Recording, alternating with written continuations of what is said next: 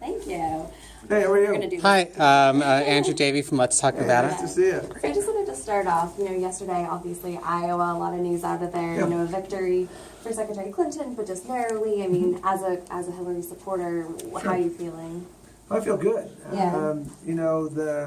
The pundits said that if there's more than 170,000 people that vote in the Iowa caucuses on the Democratic side, that would mean a win for Bernie, and it didn't. Right. And you look at the numbers behind the numbers. Women, 17%, 17 points ahead. You look at the minority community, 24 points margin on Hillary's behalf. And you look at the issues that people cared about the most. Yeah. And if you said, I care about jobs in the economy, they went for Hillary by about 10 points. You said, I care for health care, they went for Hillary by about 20 points. So there's a lot to work with there. There's a lot to learn from as well. Are you concerned about the age gap at all? Well, we want to make sure we reach out to everyone. Yeah. And so primaries are marathons. Yeah. The primary season, and every primary election is another learning opportunity. Yeah. And both Iowa and New Hampshire are tailor-made for Senator Sanders, and you look at the Clinton coalition out here in Nevada, and this will really be a remarkable opportunity for an electorate that really mirrors America to have an opportunity to weigh in, and I'm very confident because her roots in the Latino community run deep. Her roots in the African American and the Asian Pacific American community run very deep.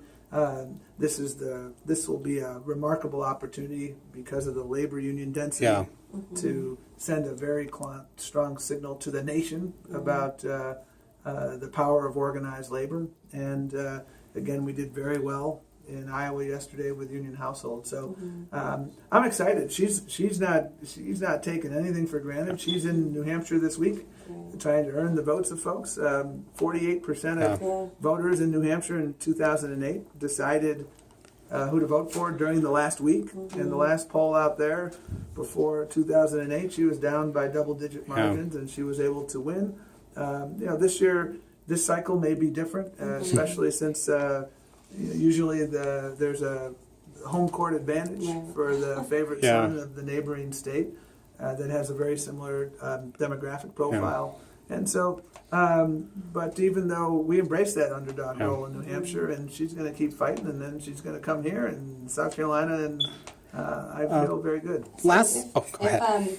If Senator Sanders does win in New Hampshire, how important is winning Nevada to the Clinton campaign? It seems like Nevada's always been important. Nevada's always been important, and that's why there's a remarkable organization out here in Nevada.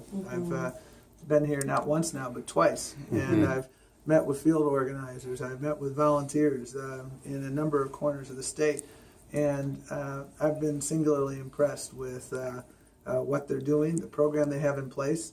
A big part of why Secretary Clinton was able to win yesterday in Iowa was because her organization was incredible, and that's what we're doing here as well. And Nevada is a great opportunity to send a very strong signal to the nation that this remarkably robust and diverse coalition of supporters of Hillary Clinton is here to say Hillary now. Yeah, last weekend in Minden, Senator Claire McCaskill voiced confidence about Hillary's ability to connect with rural voters. How do you think she can manage that while at the same time connecting with urban, diverse communities here in Southern Nevada? Well, don't forget, she's lived for many years in Arkansas. Yeah. She was a legal aid lawyer.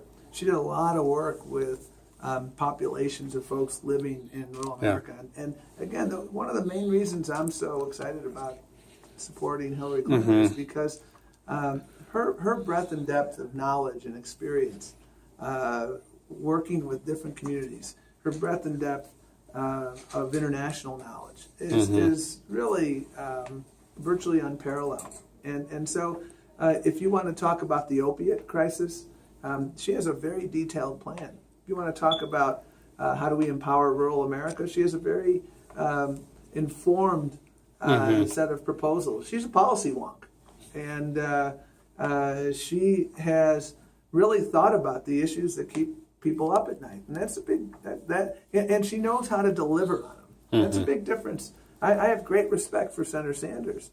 I think one of the biggest differences is that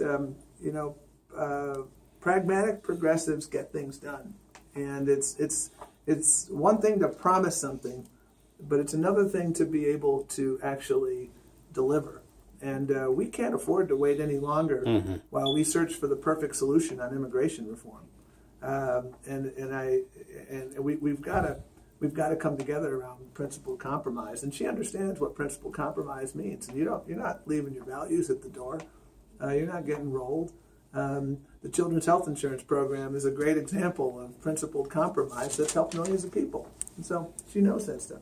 I'm going to have to hit the road because I got